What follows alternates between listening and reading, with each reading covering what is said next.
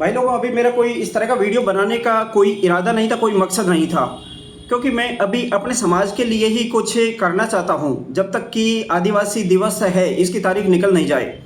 लेकिन कुछ छपरी हैं, कुछ भेड़िए हैं, कुछ इंसानियत के दुश्मन हैं जो समाजों के नाम पर खून बहाना चाहते हैं। और मैं यहाँ पर सीधे नाम लेना चाहूँगा हाकिम बैसला का। अरे हाकिम बैसला, मैं कैप्टन एसआर मीणा वो हूँ जो तो तू जहर उगल रहा था, कुत्ते की तरह भौंक रहा था, और हमारे भी समाज के दो चार छपरी तेरे ही जैसे थे, वो भी आपस में भौंक रहे थे और दोनों समाजों को मराने पर तुले हुए थे। जब दोनों समाजों के बीच में जहर घोलने पर तुले हुए थे, तब भी मैं दोनों समाजों में भाईचारा चाह रहा था कि किसी भी तरह से जो बहुजन एकता है वो बनी रहे। और वो ऐसा नहीं है कि मैं किसी से डरता हूँ। मेरा नाम मैंने जैसे बताया कैप्टन एसआर मीणा है, लेकिन मैं समझता हूँ कि मेरे हाथ में एक लगाम है, और वो लगाम है बहुजन को एक रखने की, बहुजन को गाइड करने की, बहुजन की शिक्षा की चिंता करने की, बहुजन के रोजगार की चिंता करने की, और बहुजन को पाखंडियों से बचाने की और घुसपैठियों से बचाने की। इसलिए मैं सिर्फ चाह रहा था कि गुर्जर मीणा की जो एकता है वो बरकरार रहे, किसी भी कीमत पर उसमें फूट नहीं पड़े। लेकिन आज तूने सिद्ध कर दिया कि तू किसी का हो ही नहीं सकता, कभी तू इंसान हो ही नहीं सकता। तेरे सिर पर खून सवार है। मेरे को लगता है कि तेरी कहीं ना कहीं को खुन्नस होगी, या तो तू अपनी घरवाली को संतुष्ट नहीं कर पाता होगा, या कोई और वजह होती होगी जिसके चलते तू ये जहर पूरा इधर आके उगलता है। सारी घर की लड़ाई को यहाँ पे समाजों के बीच में आके उगलता है। ये क्लियर है। तूने सोच भी कैसे लिया कि किसी समाज पर इस तरह से उंगली उठा सकते हैं? तूने मान भी कैसे लिया कि ये समाज, अरे साले तुम खुद जो डकैतों को पूछते हो, उनके लिए धरना देते हो, प्रदर्शन देते हो। आज भी चंबल में जाके देखो कितने सारे डकैत हैं जो तुमसे बिलोंग करते हैं। कभी सुना है कोई मीणा डकैत रहा हो? अरे कहीं तो शर्म करो। मैं वही कैप्टन एसआर मीणा हूं जिसने बिल्कुल खून पसीना एक कर दिया था दोनों समाजों की एकता के लिए, भाईचारे के लिए। मेरे खुद के समाज के कितनी गालियां सुनी मैंने। लोगों ने मुझे टारगेट किया, मुझे मारने तक की धमकी दी थी, सिर्फ इसलिए कि मैं दोनों समाजों के बीच में भाईचारा चाह रहा था।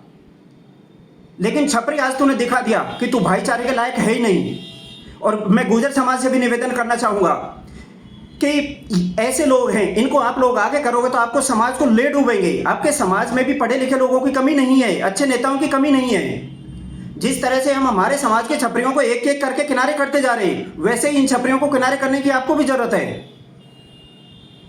और आपसे प्यार से निवेदन कर रहा हूं, क्योंकि आपने मेरा रियल कैरेक्टर भी देखा होगा कि मैंने कभी भी मीणा समाज और गुर्जर समाज को कभी भी अलग नहीं समझा।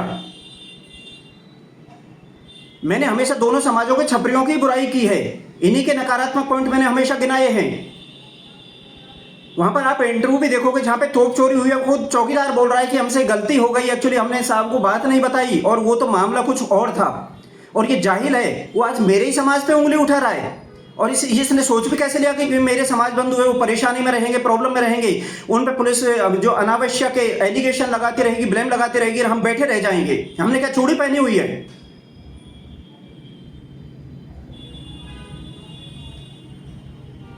तो मैं एक बार अंत में मैं गुर्जर समाज से निवेदन करना चाह रहा हूं कि आप लोग रियल में ही प्रोग्रेस चाहते हो तो अपने बच्चों की शिक्षा पर ध्यान दो, रोजगार पर ध्यान दो, गांव गांव में पुस्तकालय पर ध्यान दो, स्कूल खुलवाओ, कॉलेज खुलवाओ।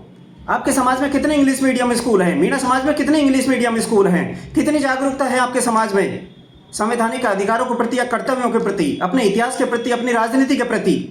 तो ध्यान ही देना है, अपनी ऊर्जा ही खर्च करनी है तो यहां पर करो ना। ऐसे छपरियों के चक्कर में क्यों समाजों को लड़ा रहे हो? सर, मेरे समाज में कोई ऐसे जहर उगल के देखे, अभी जूतों की बरसात नहीं कर दूं तो बोलो। ये भस्मासुर तुम्हारे समाज का सर्वनाश करवा के मानेगा। हमारा तो कुछ नहीं उखाड़ सकेगा, हमारा तो घंटा नहीं उखाड़ सकेगा, आज भी और कल भी। मैं बता देता हूं, पहले तो पिछले वाले में तो हम जैसे पीछे रहे थे कि चलो राजीनामा हो जाए, शांति हो जाए, भाईचारा कायम हो जाए। इस बार इस तरह की कोई बात हुई तो परिणाम आर पार का होगा। मैं बता रहा हूं कैप्टन एसआर मीणा।